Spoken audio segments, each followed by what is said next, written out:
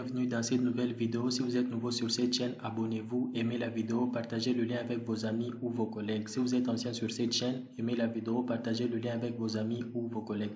Dans cette vidéo, je vais vous montrer comment créer une carte topographique en passant par l'extraction des courbes des niveaux d'une image DEM ou Digital Elevation Model. Sans plus tarder, allons-y. J'ai mon image DEM déjà dans le graphique. Dans la table de content, je peux voir la valeur la plus faible en termes d'altitude et la valeur la plus élevée en termes d'altitude de cette image DEM.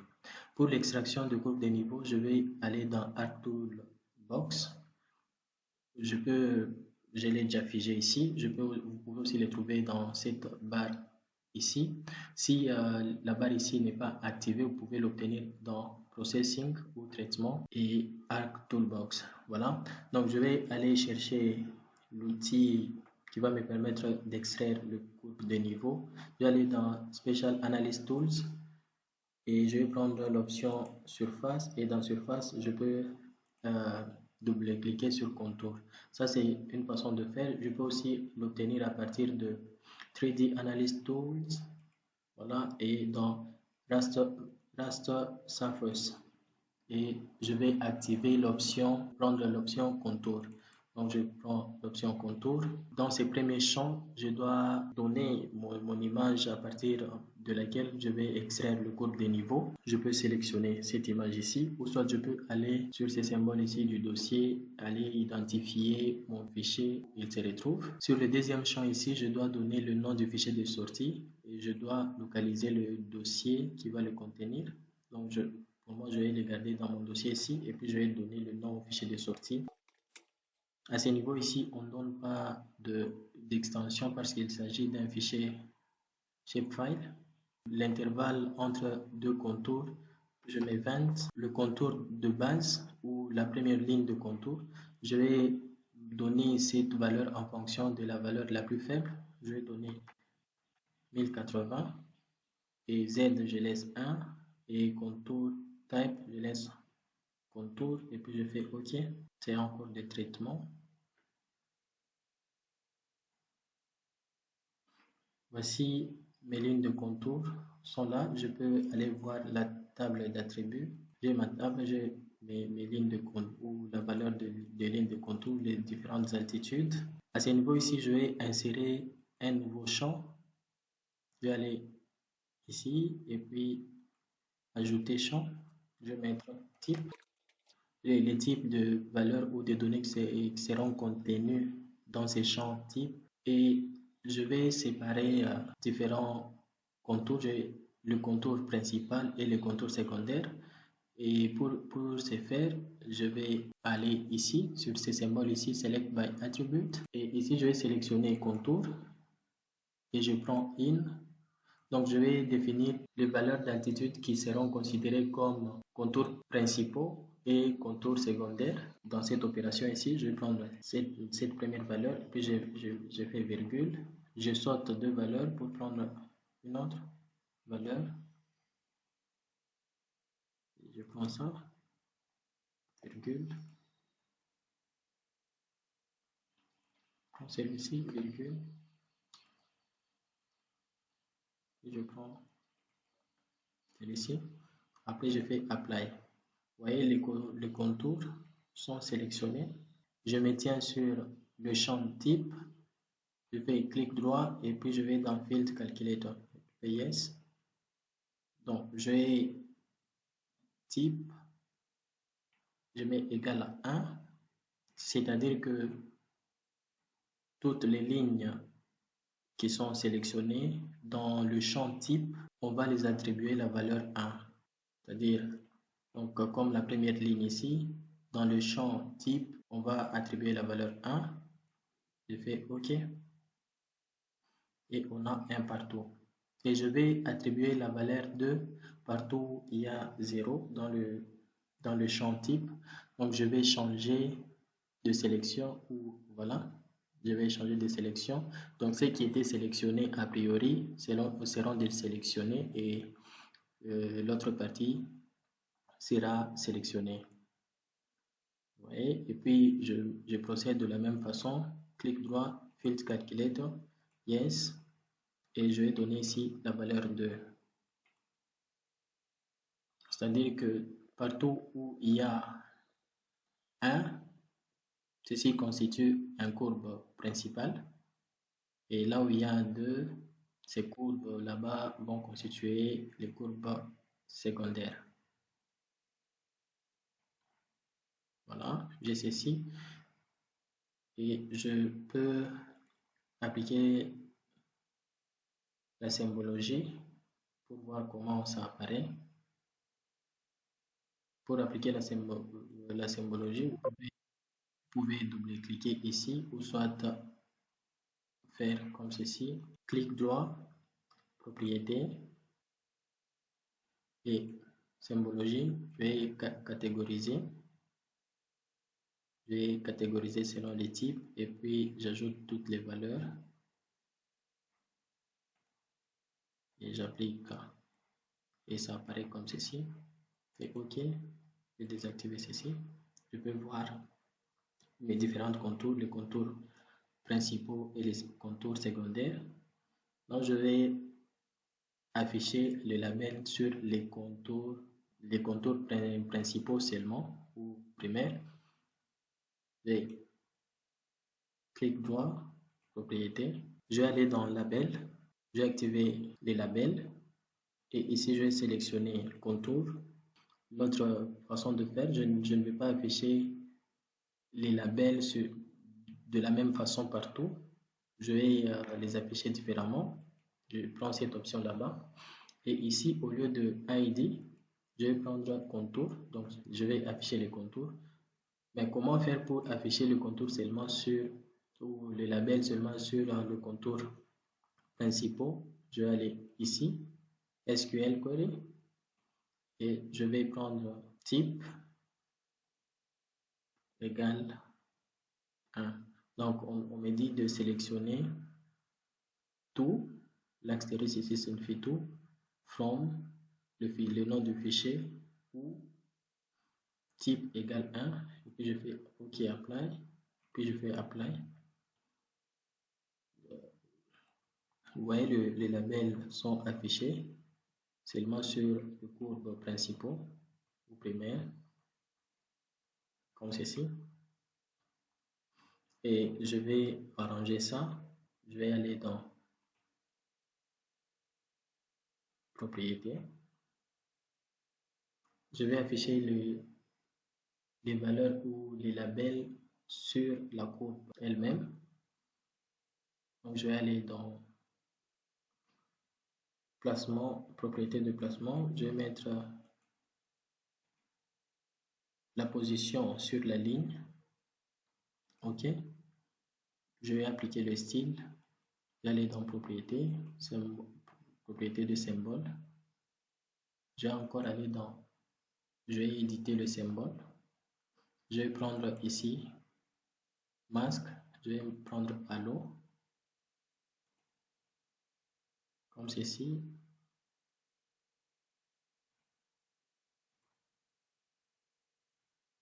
Voilà, et puis je fais OK. OK. Je vais appliquer, et puis OK. OK. Apply. OK. Vous voyez, le courbe ou les valeurs se placent sur les courbes elles-mêmes.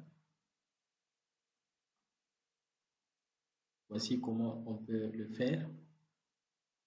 N'oubliez pas de vous abonner, d'aimer la vidéo, de partager le lien avec vos amis ou vos collègues.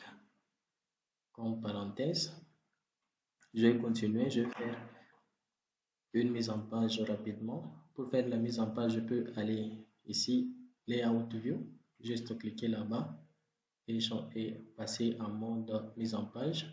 Ou soit je peux aller dans View, Layout View. Voilà. Et j'ai cette mise en page ici. Le bouton ici permet de zoomer la carte. Comme ceci. Encore zoomer. Voilà, je peux aussi agrandir.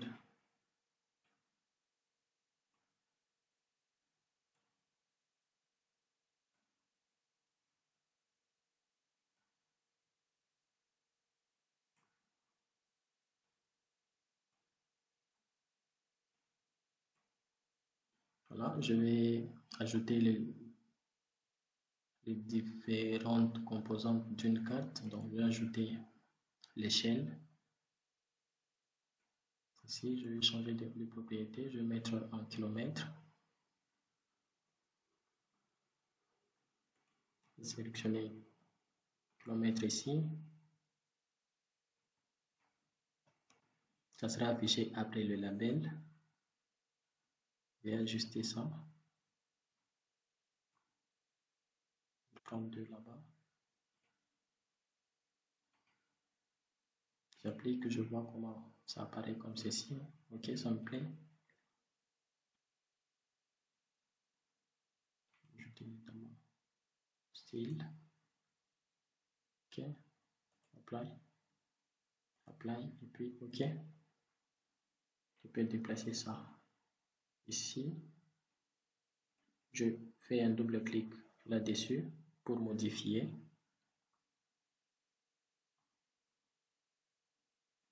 Là, je peux aller dans Frame pour changer le background.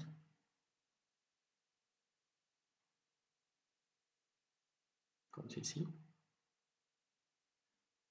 Puis je fais OK. L'échelle est placée. Je vais ajouter un autre élément de la canne.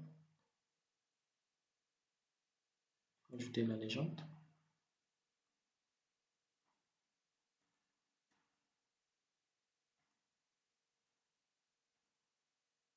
Je fais fini. Voilà. Il y a deux types de lignes, de 1 et 2. Je peux enlever le nom ici et en allant juste ici, je fais un double clic dessus.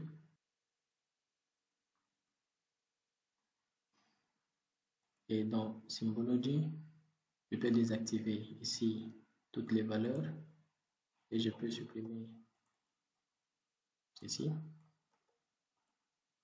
Je fais Apply. OK, comme ceci. Je vais double-cliquer pour enlever les noms et pour appliquer aussi le background. Je vais aller dans Style. Je vais prendre cette option ici. OK, Apply. Le nom est parti. Je vais appliquer le background.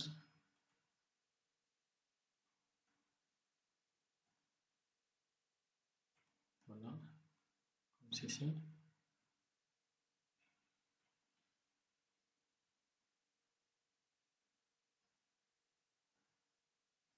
Et je vais ajouter aussi l'orientation de la carte. Prendre cette orientation ici.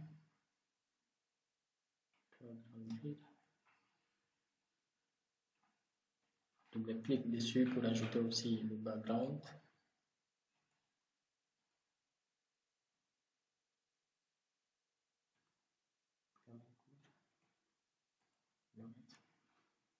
Comme cela. Et je peux ajouter le titre.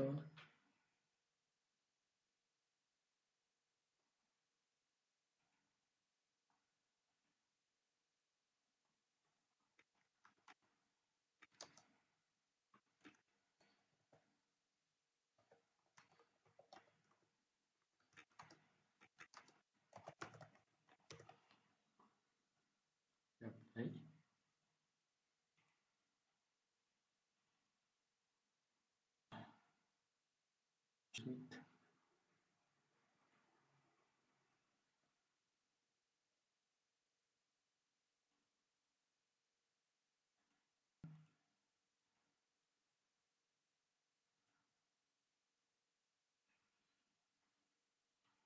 Background.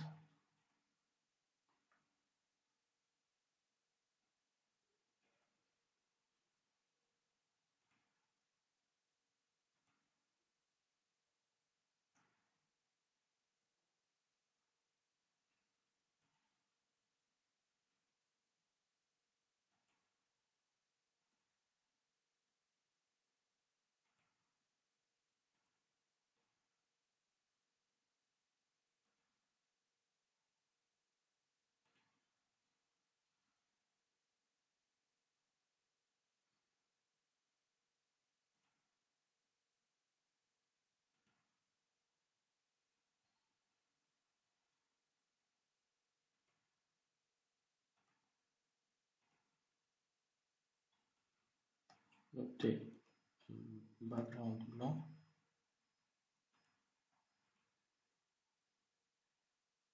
Comme cela. Je vais ajouter la grille. Je vais aller ici, clic droit, propriété. Pour ajouter la grille, j'ajoute la grille à la couche.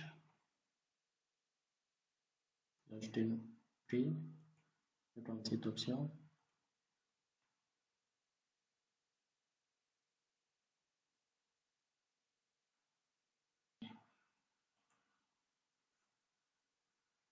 La grille soit comme cela. Next, finish. Je vais changer le style. Je vais prendre ce style ici. Je vais changer les propriétés. Et les lignes. Je vais changer la couleur des lignes. Je vais mettre noir. OK. Le label, je veux que ce soit en noir. La distance entre la ligne et le label, je veux que ce soit 2.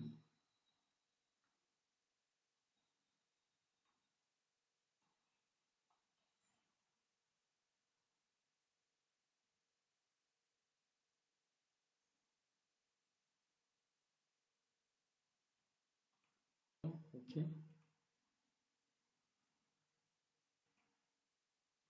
Les axes, je veux que ce soit en noir. Et le point qui va marquer la présence de label ou de coordonnées, je veux que ce soit 2 aussi. Toutes les lignes, je vais mettre en noir. OK. Et la ligne de bordure aussi en noir. OK. Apply. Vous voyez comment ça sera affiché. Je fais aussi apply. J'applique ici. Ce n'est pas comme je l'ai. Vous voyez, je peux modifier encore dans style, propriété.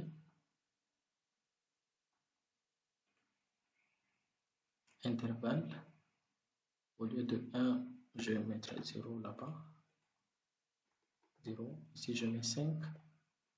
5 minutes. Voir ce que ça va donner. Apply. Toujours pas bien. Je vais encore changer.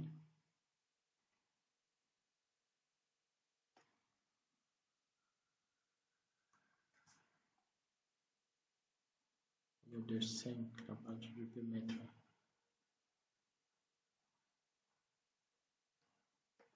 1. Et ici, je mets 5. OK. Et comme ceci.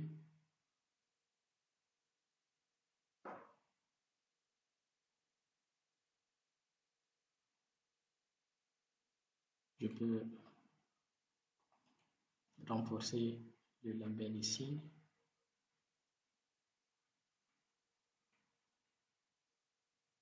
Là, mettre 12.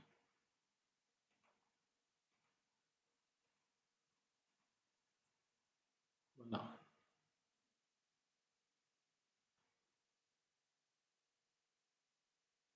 OK.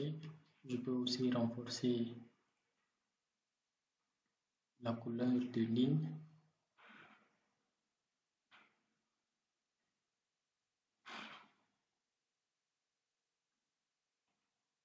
Du coup, je vais renforcer. Je vais mettre 5, 1.5.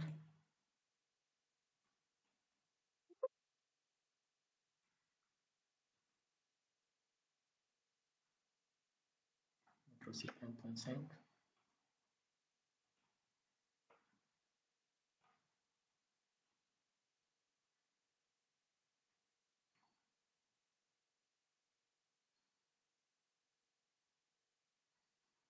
Comme ceci, je vais ajouter le quadrillage en allant dans Insérer, Netline, un contour.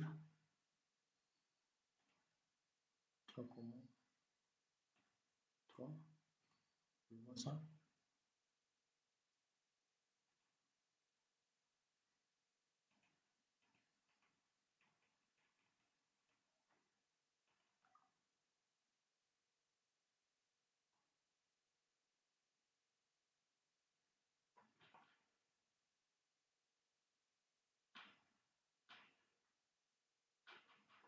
Voici comment se présente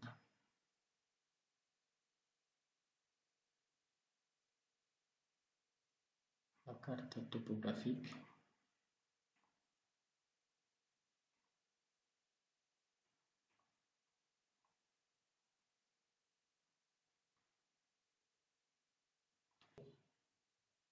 N'oubliez pas d'aimer la vidéo, de partager le lien avec vos amis ou vos collègues. Bye, à la prochaine.